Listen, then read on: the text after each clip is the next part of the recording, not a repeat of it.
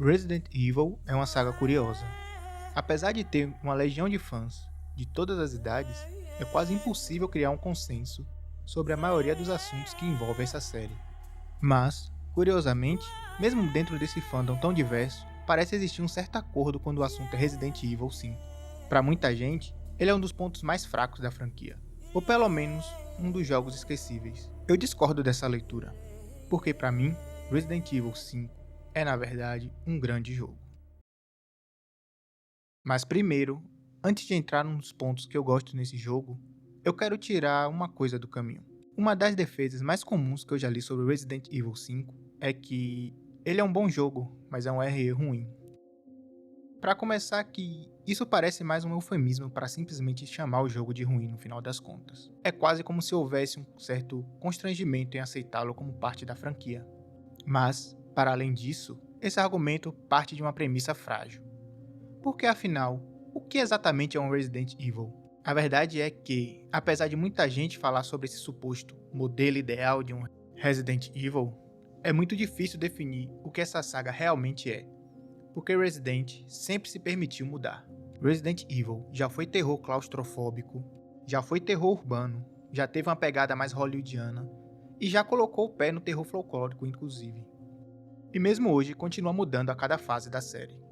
A pergunta, o que é um Resident Evil, provavelmente terá respostas bem diferentes, dependendo da idade da pessoa e principalmente de quando ela conheceu a série.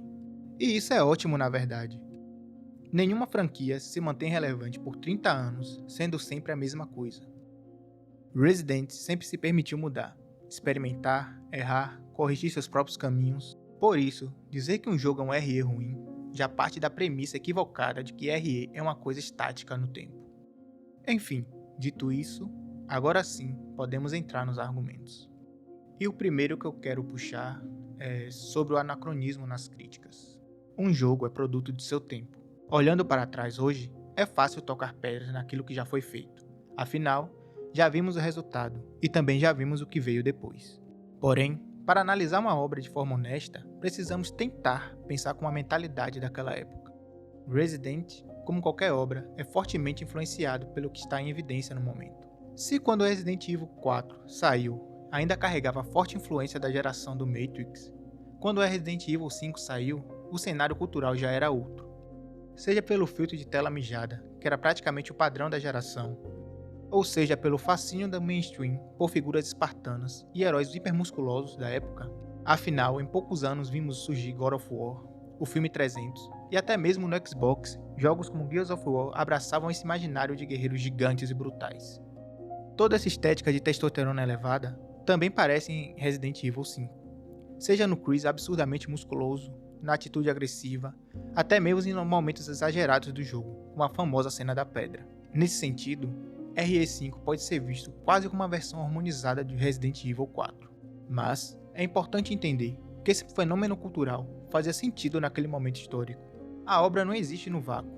Ignorar esse contexto para tentar diminuir o valor do jogo demonstra uma certa falta de sensibilidade histórica. É claro que, olhando hoje e sabendo que a escala acabaria levando ao desastroso Resident Evil 6, tudo parece um movimento meio desesperado por atenção.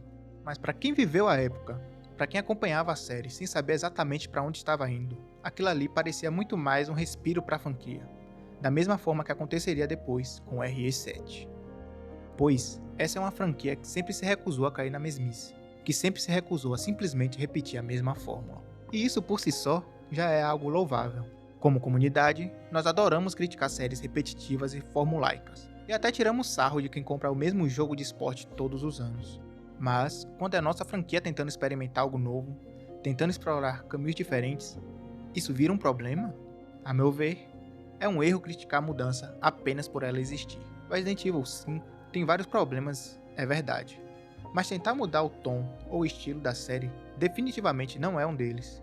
Na verdade, é justamente isso que torna esse jogo tão único dentro da saga. E falando em autenticidade, essa é a deixa perfeita para eu explorar meu próximo argumento, que é a coragem que tem o Resident Evil 5.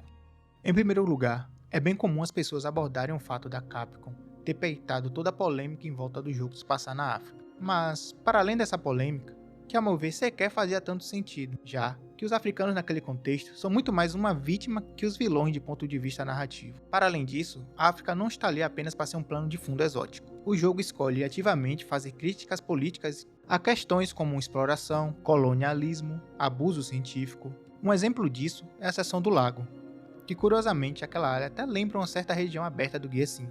Mas voltando, ao explorar o local, nos deparamos com uma nota que conta a história daquele lugar. Em resumo, ela retrata como aquele povoado havia sido roubado e expulso de suas terras originais no passado. Terras essas que foram transformadas em um campo petroleiro. Agora, anos depois, o chefe da indústria petrolífera começa a convocar os moradores da vila para receber uma vacina, supostamente para impedir a proliferação de uma nova doença. Só que aos poucos, algo estranho começa a acontecer. Primeiro, as crianças começam a adoecer. Elas não suportam a doença, o que causa ainda mais pânico dentro da vila. Depois de mais doses, são os adultos que começam a adoecer. Até que em certo ponto, os habitantes sequer pareciam mais humanos. Eles estavam infectados. Foram, deliberadamente, usados como cobaias humanas. E apesar de todo o peso narrativo desse arquivo, sabe qual é a pior parte? Ele é inspirado na realidade. Existem casos documentados, como o do medicamento Trovan, um antibiótico que ainda estava em fase experimental, mas que foi administrado em cerca de 100 crianças nigerianas, durante uma pandemia de meningite. O problema é que a empresa responsável não informou aos pais e sequer pediu autorização para conduzir um experimento no local. Fizeram tudo parecendo como se fosse uma simples ajuda humanitária. E, infelizmente, esse não é o único caso desse tipo. Ou seja, Resident Evil 5 não estava simplesmente evocando clichês a respeito da África como estética.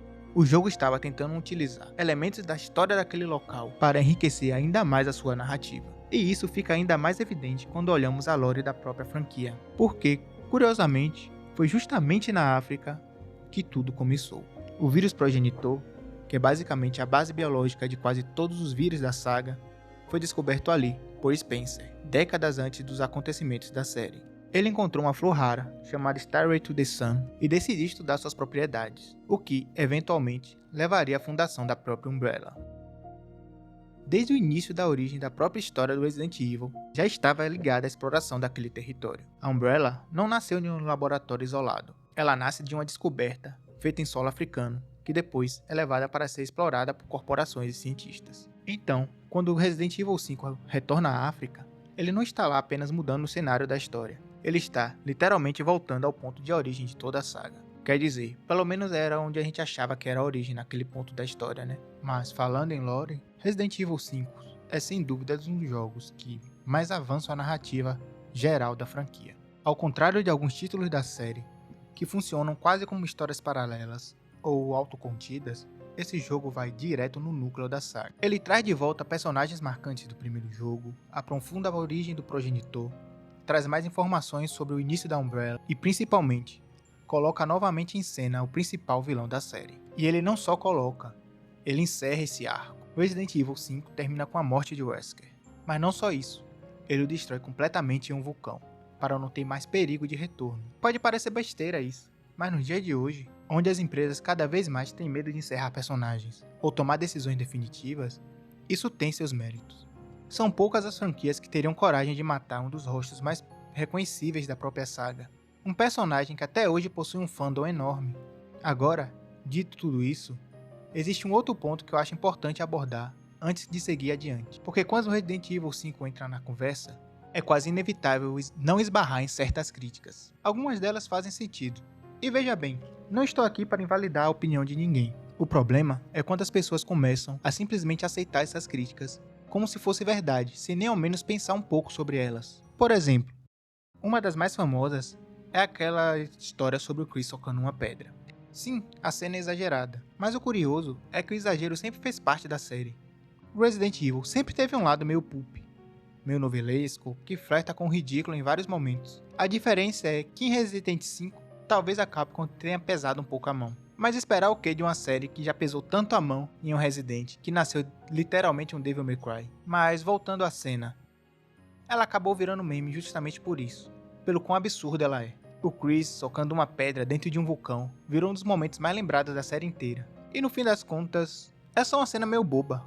Vale o meme e tal, as risadas, mas as pessoas utilizarem isso como argumento para desmerecer o jogo ou definir sua qualidade é algo meio infantil. Outra crítica comum envolve a Sheva, ou como eu chamava, a Shiva. Muita gente reclama da inteligência artificial da personagem quando joga sozinho.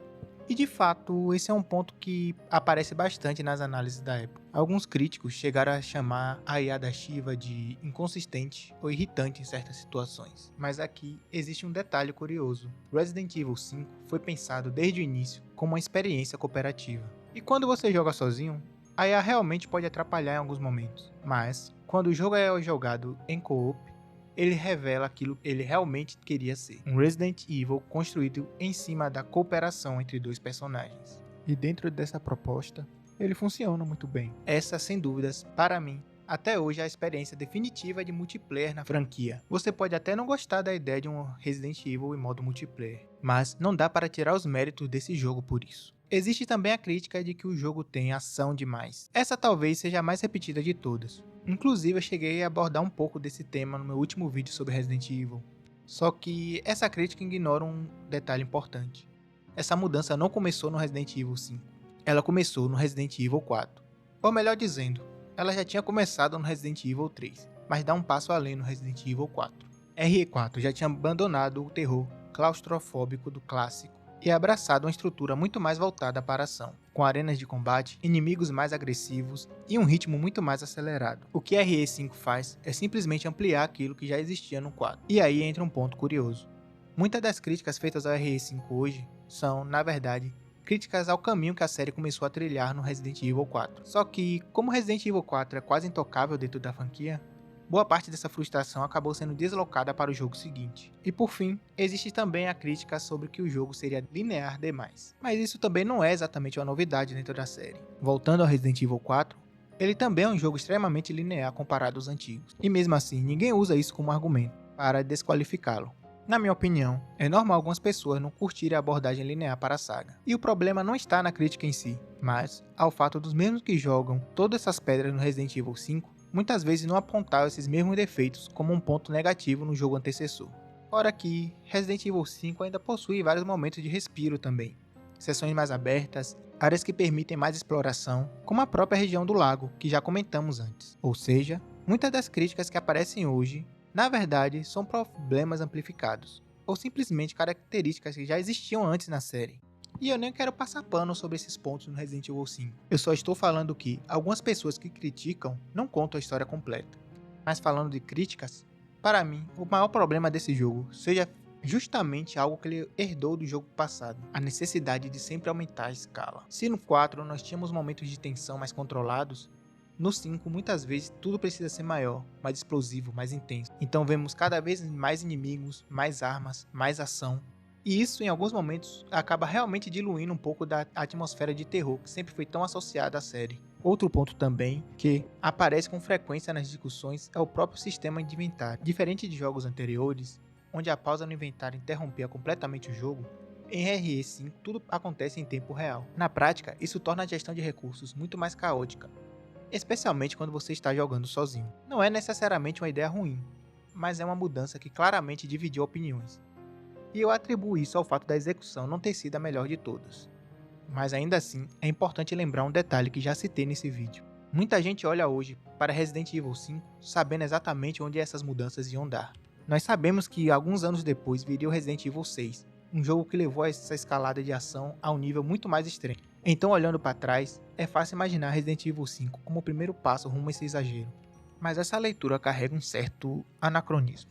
Porque em 2009, ninguém sabia exatamente onde essa direção ia chegar. Para quem estava acompanhando a série naquele momento, Resident Evil 5 não parecia um desvio desesperado. Ele parecia uma evolução natural do que Resident Evil 4 já tinha iniciado. Talvez o maior problema de Resident Evil 5 nunca tenha sido exatamente o jogo em si. Talvez seu problema tenha sido a sua ambição. Ele é um jogo barulhento, exagerado em muitos momentos, e ambicioso até demais. Mas ele também é um jogo que tenta expandir a escala da história, que fecha arcos importantes da saga e que não tem medo de tomar decisões que poderiam facilmente ter sido evitadas. E isso por si só já o coloca em um lugar curioso dentro da franquia, porque Resident Evil 5 pode não ser o jogo que alguns fãs queriam que ele fosse, mas ele é, sem dúvida, um jogo que representa exatamente o que Resident Evil sempre foi. Uma série em constante mutação, uma série que experimenta, que às vezes acerta e às vezes erra também. mas que raramente fica parada no mesmo lugar. E talvez seja justamente por isso que, mesmo depois de tantos anos, Resident Evil continua sendo uma das franquias mais interessantes dos videogames.